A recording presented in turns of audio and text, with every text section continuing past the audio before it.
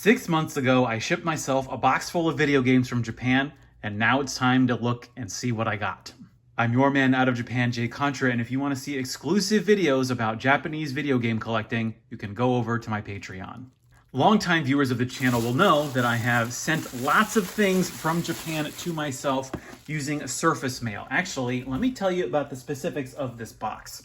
When I don't, I'm trying to, sorry, excuse me if this is weird, but I don't want to reveal any personal details here. But yes, so I sent this. This is 5.8 kilograms, and it cost me about $40 to send this from Japan to America. I think it took about 2 or 3 months. It's actually quite good. They were saying like it could be upwards of 6 months, especially given the current crisis that we're suffering. But actually, C-mail from Japan is still very reliable. And look at the shape that all this is in. Keep that in mind, that this has had to go over. This has gone across the Pacific Ocean. I don't know how exactly it got to where my parents live. They had to get into trucks or something. But here we go. Biohazard 6. I think I bought this because it was like $1, and I wanted to get PS3 games. Yeah, here. I even got the other copy of Resistance over here. They're not really relevant, but Biohazard 6. I heard it's good. Oh, yeah, and then Wii. I was supposed to get into Wii collecting, or Wii U collecting. Wow, look at this poster. I mean, it's not really a poster, but I wish they did this still. At least, I don't think they need to include full-on manuals and stuff anymore, but I'd love for there to be inserts in games. Yeah, Super Mario 3D World. Yeah, I gotta get my Wii U is somewhere. Oh, it might be in the other box. Okay, what else have I got in here? Ooh, lots of interesting stuff in here. Oh, yes. So this action replay for the Sega Saturn, this is actually something that I flashed so that I could use. Oh, it's some kind of operating system. So basically what you can do is you can flash this using a CD swap trick with your Sega Saturn, and you can actually do it so that you can play burned and foreign Sega Saturn games on either your Japanese or your American Sega Saturn. So this is very helpful, and I think I bought that in Japan for like $20. Excuse me, caught something in my throat there. Let's see, what else have we got here? We've got Sonic Adventure. Actually, how did Sonic Adventure turn out? There we go. Yeah, looks like it's in. Oh wait. Oh no, I think I've got the disc. the disc is somewhere else. So don't worry about that.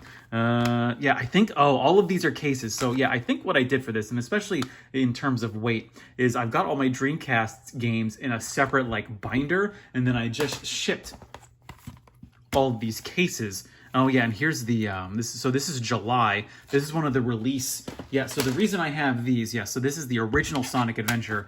I wanted to get all of the like release window Dreamcast games. Sonic Adventure I don't think was available in Japan on release, but I think July was. This is back in like 98, right? Where's the 1998 45 Company Limited? Where are those guys now? I think it's got a little like shiny cover to it. It's great. You can even so shiny you can see me in the gloss. And then this is the spine cover. This is called an obi. When you bought these games new, they would have come like this with obviously the seal around the whole thing. Today, the obi, July is a very cheap game, so the obi's like worth like maybe 10 cents at best. But for really expensive games, this is not only just for Dreamcast, but also PlayStation 1 and Sega Saturn, an obi can make tens, if not 50s of dollars worth of difference in the price of a game. Of course, it doesn't have the disc with it, so it's not like it's worth that much anyways. Which can also be helpful when you're filling out customs forms. Here we go. Oh, Skies of Arcadia. Yes. This is the original Dreamcast version. I don't think this came out for the Dreamcast in America, did it? No, I think it only came out on the GameCube. Yep, so no discs there either. Oh yes, and here's my copy of Shenmue. It is still I bought this at Surugaya. I can't remember which one, but I actually, this is to my great shame. I bought this years ago, back when they announced Shenmue 3, and I still haven't played it yet. As you can see, that I still haven't opened it. It's not new, but it was sealed by Surugaya when they picked it up. And then here we go. This you all have the discs inside it. Yeah, here we go. Famicom Remix 1 and 2. So I bought all these Wii U games when a shop in Japan called Gayo was having this massive sale. They were very obviously trying to get rid of all of their Wii U stuff. So they basically it was like anything beneath, I think like $10 was half off. So I ended up picking up a lot of games. I had Zelda Muso digitally, and actually that was sort of where my channel took off, is when I started translating in a Let's Play, Zelda Muso, and I had that digitally, but now I finally have a physical version. And then Yoshi's is called Uruwardo, Wool World, but in the English it is Woolly World.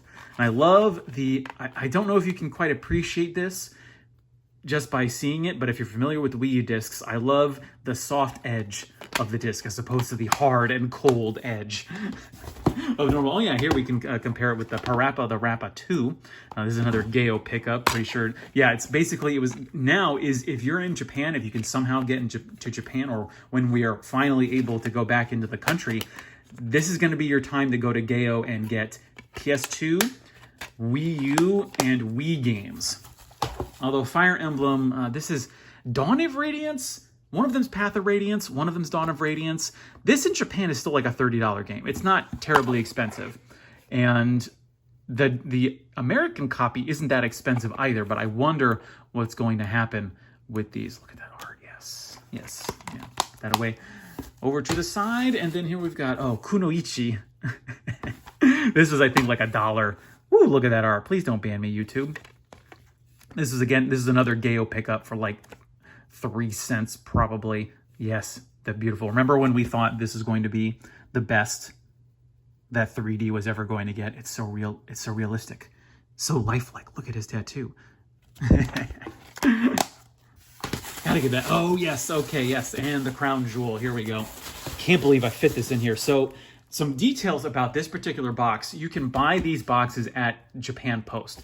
What I love about Japan Post is that not only is their surface shipping very cheap, but you can also buy these boxes for like less than $1. This is a U-Pack, I want to say a large box, and you can fit, obviously you can fit in a whole box console.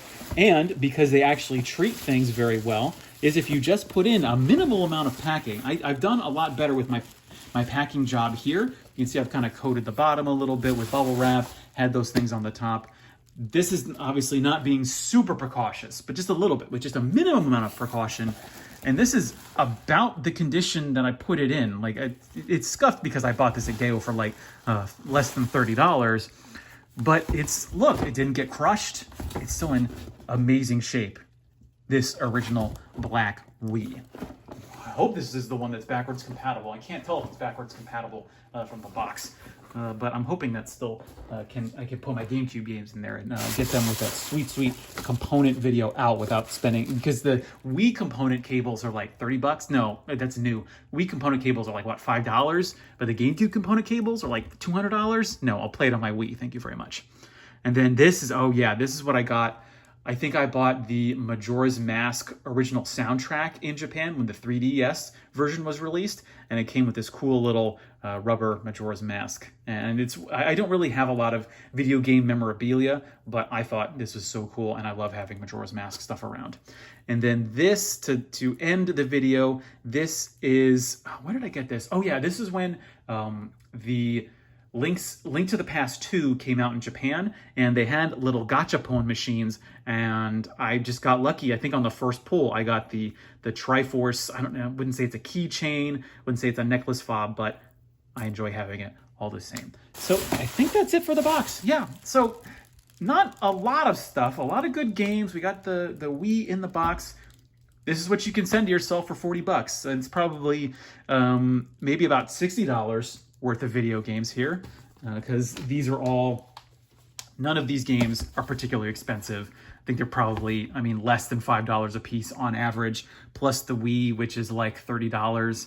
So we'll just, yeah, I'd honestly, probably the most expensive thing in here is probably this action replay for the Sega Saturn.